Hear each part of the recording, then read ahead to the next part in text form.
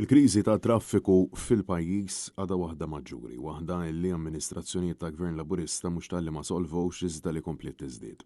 F'intervista ma' Times of Malta għall-Prim Ministru Robert Abela saħaq li kien hemm titjib li maniġjar ta' traffiku li għaddejn l-istudji fuq il-metro li bħala miżuri fl-immedjat hemm is-soluzzjoni ta' trasport bil-baħar. Madankollu qed jibqa' jipproponi l-istess retorika, ċoe studji rigward fost oħrajn deliveries li ma jsirux fil-ħin ta' filgħodu kmieni. Domanda li qed nippruvaw insibu risposta liha u nimbuttaw iżjed partikolarment min huwa fis-settur tal-kummerċ li huwa l-utilizzar aktar ta' non-peak hours. Taf kemm nitkellmu fuqhom dawn. Iva. 10 snin imma crisis management Prim-Ministru every minute is a crisis. Imsiek hemm kien nies li hemm fit-toroq, biex jiddiljaw ma' dik is-sitwazzjoni fit-8 ta' filgħodu. Minix qed ngħid illi mhijiex sfida. Partikolarment fost iż-żgħażagħ Robert Abela spjega li għandhom ħemel ta' inċentivi u skemi fil-waqt li insista li 82% tal-popolazzjoni hija sit ta' dara. Ent għandek 82% tal-popolazzjoni tagħna li hija sit ta' dara, ġifieri huwa persentaġġ. Imma l-ġenerazzjoni żgħira ħajbatu, Prim-Ministru. Aħna konna fortunati. Għalhekk għatlek dal-miżuri li semmejtlek huma tista' tgħid kollha targeted lejn il-ġenerazzjoni tal-lum li għandha l-opportunitajiet tax-xogħol. Ġifieri aħna fi żmienna l-opportunitajiet tax-xogħol li hemm illum u dħul li hemm illum ma kinux jeżistu fi żmienna. Ma stajna nitlu fuq il-property ladder.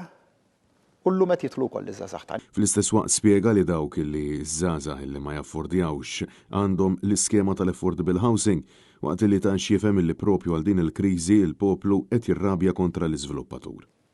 Tibqa' sfida dik li n-nies qed jekwiparaw mbagħad f'rabja lejn is-settur tal-iżvilupp. Intant brabta mar-riforma fl-ippjanar il-Prim Ministru ammetta li kien imissu sejjaħ konsultazzjoni pubblika qabel u spjega li għad m'hemmx qbil fuq ir-riformi.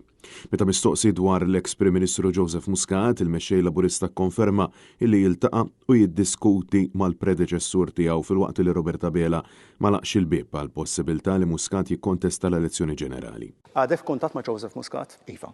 Kuljum? Mhux kuljum le, m'għadni f'kuntatt. Taħseb Ġifieri niltaqgħu, nitħattu. Jikkontesta l-elezzjoni taħseb? Dak li hija domanda tistaqsija lilu.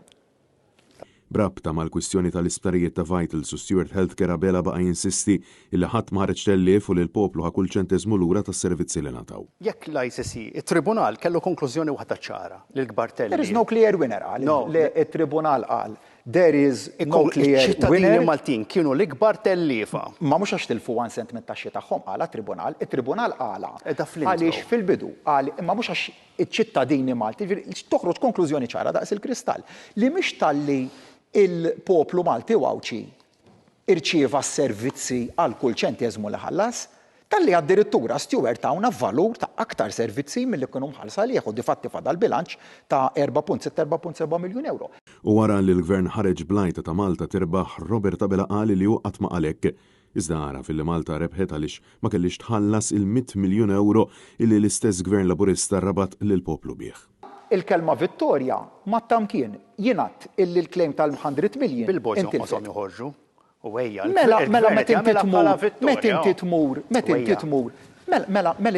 tmur quddiem arbitraġġ u jkollok klejm ta' 148 miljon kontrik u dik tirbaħa ma ddefendejniex l-interess nazzjonali b'mod tajjeb.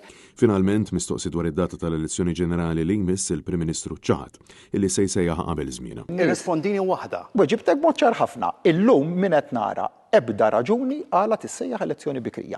Francesco Catania, Net News.